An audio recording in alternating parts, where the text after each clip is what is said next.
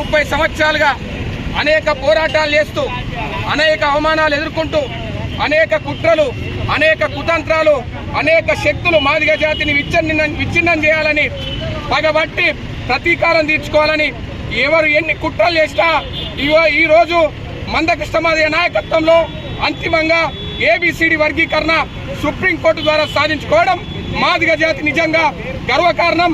ఈ రోజు మాదిగల యొక్క ఆనందానికి అవధులు లేవు, హద్దులు లేవు.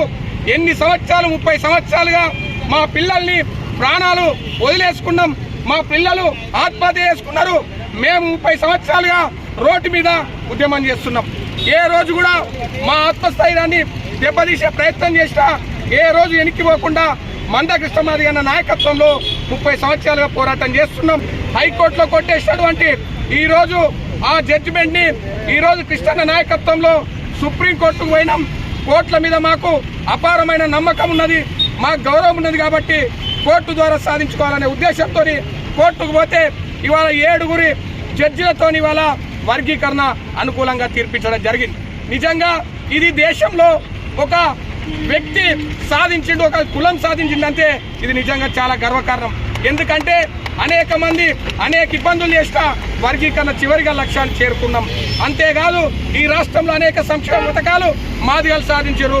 ఆరోగ్యశ్రీ కావచ్చు, వృద్ధుల వితంతుల పింఛన్లు కావచ్చు, వికలాంగుల పింఛన్లు కావచ్చు, రేషన్ కోటా పెంపు కావచ్చు, ఎవరికి అన్యాయం జరిగినా మాదిగ జాతి ముందుండి కొట్లాడింది. కాబట్టి ఏదేమైనా మందకృష్ణ నాయకత్వంలో వర్గీకరణ సాధించుకోవడం చాలా సంతోషంగా ఉంది. అట్లాగే వర్గీకరణ ఏదైతే 30 సంవత్సరాల ఉద్యమంలో ప్రతి ఒక్కరూ సమాజం నుండి అయితేనేమి, కులం నుండి అయితేనేమి, వివిధ పార్టీల నుండి అయితేనేమి అందరూ సహకరించి మమ్మల్ని వాళ్ళ పోరుకు పంపిర్రు.